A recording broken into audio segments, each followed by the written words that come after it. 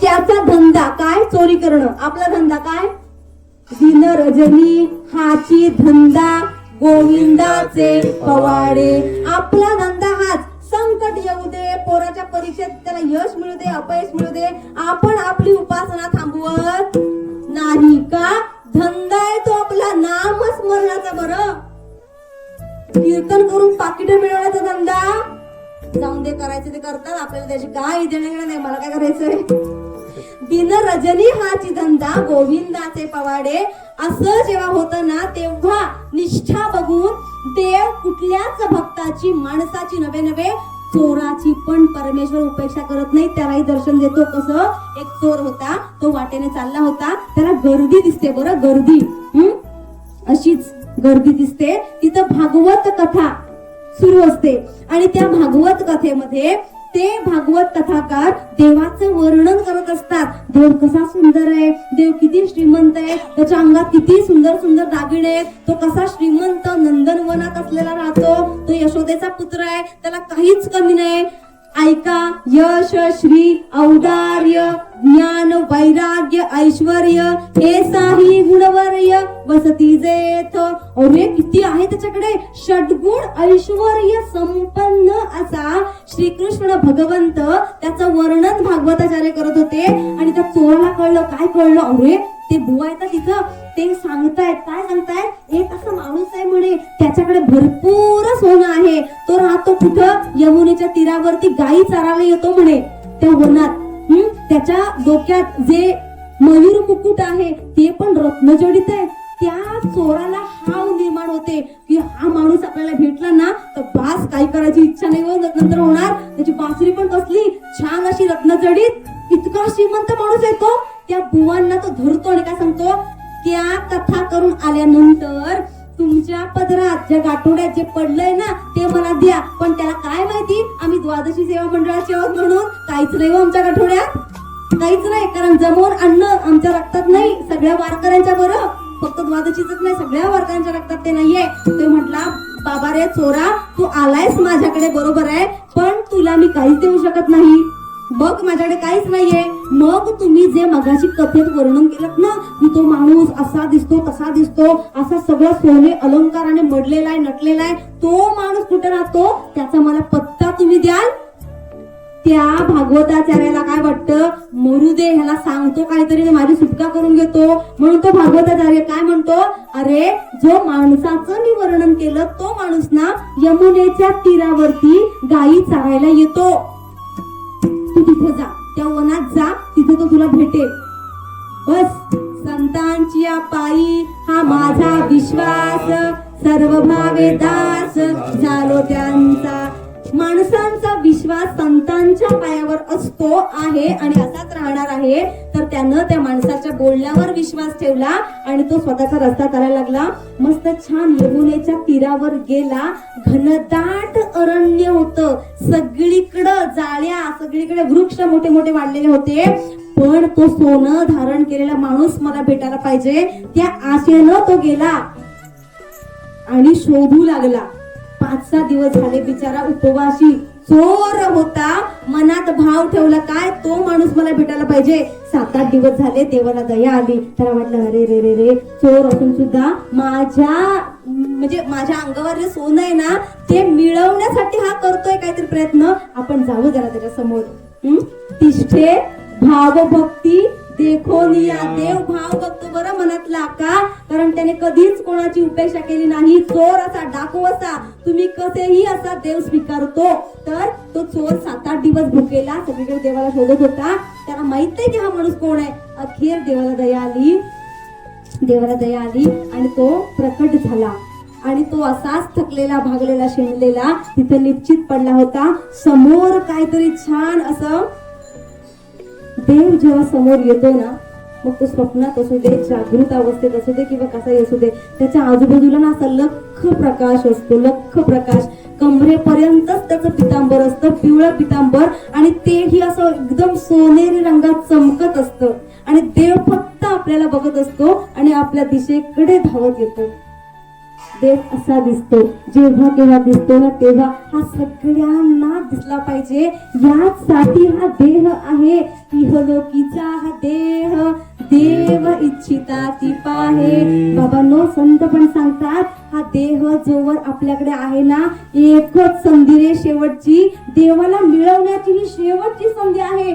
तुम्ही चोर असा, दृष्ट असा, वाईट असा, कुचक्या बुद्धीचे असा, पण देवाकडे ना चांगल्या अंतःकरणाने जा. हा एकच शेवटचा जन्म माणसाचा शिल्लक आहे. त्या जन्मात देवाला मिळवता येतं, त्याला आपलासा करता येतो. हा देह मिळालाय ना, ती संधी सोडू नका. त्या चोराने पण तेच केलं, संधी सोडली नाही.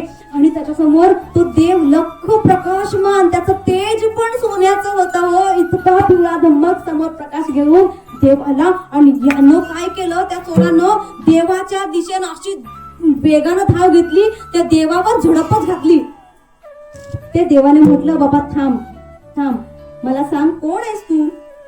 देव मनातला भाव बघतो आणि तो एक खरा भाव बघतो. बरं, खरा भाव. तो काय म्हटला देव, तो काय म्हटला, हे बघ, त्या भागवताचार्यांनी मला जसं वर्णन केलं तू तसाच आहेस, मी तुलाच भेटायला आलोय, मी चोर आहे.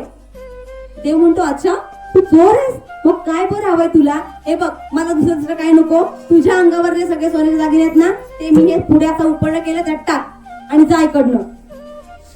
देवानं त्याच्या मनातलं जाणलं.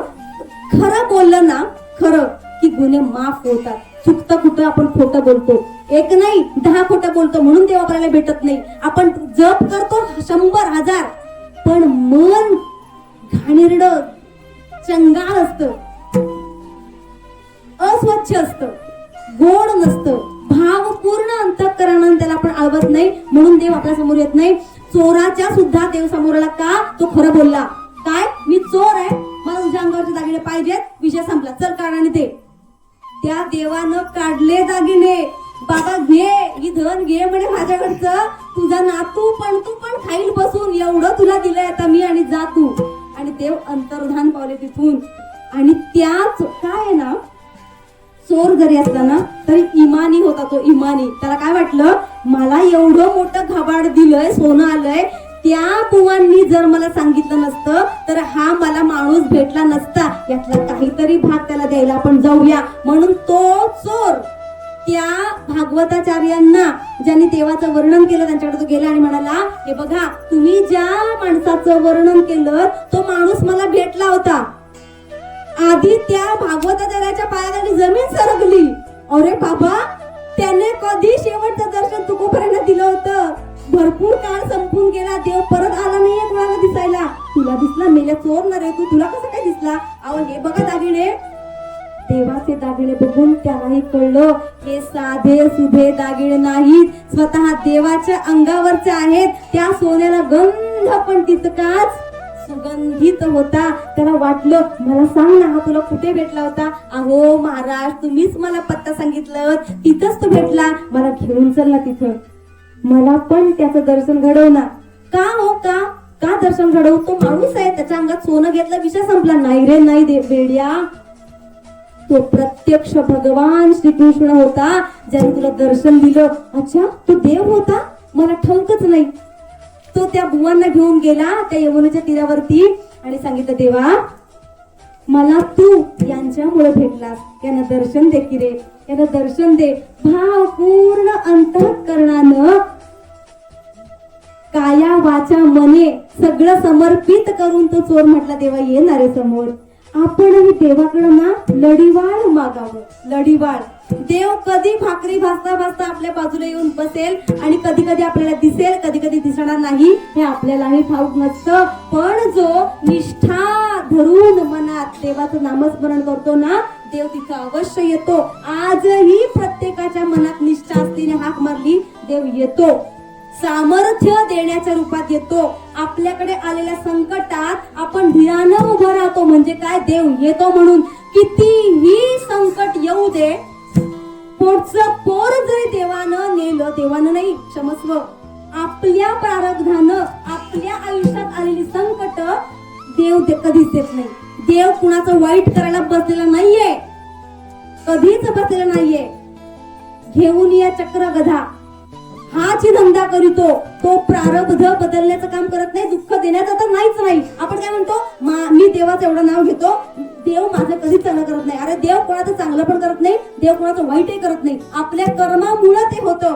पण अशाही अवस्थेत म्हणजे आपल्याला कितीही दुःख झालं, कितीही संकट आली, म्हणजे आयुष्यभर रडलं तरी ते दुःख संपणार नाही. एवढं संकट आलं ना तरी सुद्धा देवाचं नाव घ्यायला विसरू नये. आणि तसंच त्या भक्तानं, त्या चोरानं सांगितलं, देवा ये की रे, किती वेळ तुला आळवणी करू, बुवांना 10 वाजता मिटिंगला जायचे, देवा ये की रे आता तरी लवकर. आणि तो देव स्वतः तिथं आला आणि तो देव फक्त आणि फक्त त्या चोराला दिसत होता, चोराला दिसत होता. त्या भागवताचार्याला, त्या बुवाला देव दिसत नव्हता. का? वरपांगी भक्ती, निष्ठावंत भाव, भक्तांचा स्वधर्म निर्धार, हे वर्म चुको नये. त्या चोराच्या मनात देवाविषयी निष्ठा होती, भाव होता, जो या बुवांच्या मनात नव्हता. देवाला विनवणी केली त्या चोरानं, देवाला दर्शन दे रे, देवाला दर्शन दे रे. देवानं त्यांना दर्शन दिलं नाही. देवाने काय सांगितलं, हे बघ, माझ्या चरणाचं दर्शन असंच होत नाही. आता कोठे धावे मन, तुझे चरण देखील या. भाग गेला, शीण गेला, अवघा झाला आनंदू. प्रेम रसे बैसिली मिठी, आवडी लाठी मुखासी. अरे मुखात आतून नाव यावं लागतं, भाव चांगला असावा लागतो. त्याच भक्ताला मी दिसतो, त्याच्या मनात तुझ्या इतका खरा भाव नाही, म्हणून मी त्याला दिसणारच नाही. आणि देव त्याला दर्शन न देता परत माघारी जातो. पण चोराला दिसतो, त्याला दिसत नाही. का? कारण निष्ठा आहे. का? भक्ती खरी आहे, चोरी केली तरी खरं बोलणार आहे म्हणून. आणि देव भक्ताची निष्ठा बघतो, देव भक्ताची परीक्षा घेतो. आणि परीक्षा घ्यायची जेव्हा भक्तीची आपल्यावरती वेळ येते, तेव्हा खचून जाऊ नये. का? कारण आपण बाजारात गेलो आणि पाव किलो टोमॅटो घेतले आहे. किती? पाव किलो जरी टोमॅटो घेतले ना, तरी आम्ही बायका काय करतो, हात लावून बघतो. तो कडक टोमॅटो पण आपल्या हाताने बुचकन आतमध्ये जातो. हा, पाव किलो टोमॅटो सुद्धा, टोमॅटो जाऊ दे, 10 रुपयाची कोथिंबीर जरी घ्यायची झाली तरी आपण ती